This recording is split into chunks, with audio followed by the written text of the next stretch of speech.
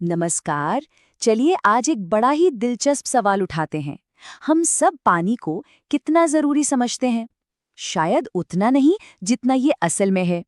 पर कभी सोचा है कि अगर हमारी पृथ्वी पर पानी होता ही नहीं तो क्या होता? चलिए आज इसी कल्पना की दुनिया में एक सफर करते हैं। तो सवाल बिल्कुल सीधा सा है। पानी के बिना ये पृथ्वी आखिर दिखती कैसी? ये एक ऐसा सवाल है जो हमारे वजूद पर ही एक तरह से सवालिया निशान लगा देता है। और इसका जवाब यकीन मानिए आपको हैरान कर देगा। देखिए, पानी के बिना हमारी ये जो हरी भरी नीली दुनिया है ना, वो मंगल ग्रह की तरह बस एक लाल बंजर रेगिस्तान होती। सोचिए जरा, ना कोई जीवन, ना कोई हलचल, कुछ भी नहीं। और ये तो सिर्फ शुरुआत है।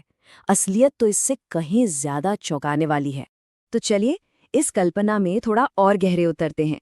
सबसे पहले ये देखते हैं कि पानी के ना होने का असर हमारी जमीन पर, इसकी सतह पर क्या होता।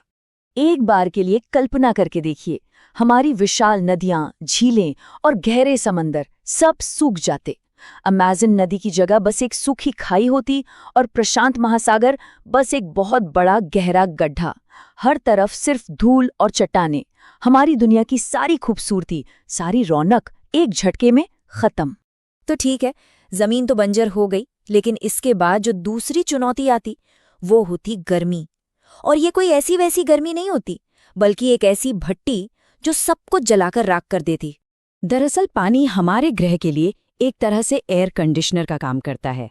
जब पानी भाप बनता है तो ये धरती की गर्मी को सोखकर उसे ठंडा रखता है।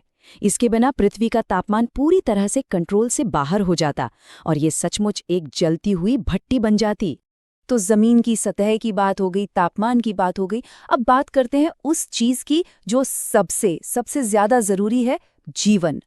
और यहां से कहानी और भी गंभीर हो जाती है। ये सब कुछ एक डोमिनो इफेक्ट की तरह होता, एक के बाद एक सब खत्म। सबसे पहले पेड़ पौधे और पानी में रहने वाले छोटे छोटे जीव वो मर जाते। अब जब वही नहीं रहेंगे तो जानवरों के पास खाने पीने के लिए क्या बचेगा? कुछ नहीं। और जाहिर है इस सिलसिले में आखिर में इंसान भी नहीं बच पाते। तो देखिए, जमीन सूख गई, जीवन खत्म हो गया। इसके बाद पृथ्वी के वो बड़े बड़े सिस्टम्स भी ढह जाते जो इसे रहने लायक बनाते हैं। आगे बढ़ने से पहले एक बहुत ही जरूरी प्रक्रिया को समझना होगा, प्रकाश संश्लेषण यानी फोटोसिंथेसिस। ये वही प्रोसेस है जिससे पौधे सूरज की रोशनी का इस्तेमाल करके अपना खाना बनाते हैं और सबसे जरूरी बात, हमें सांस लेने के लिए ऑक्सीजन देते हैं।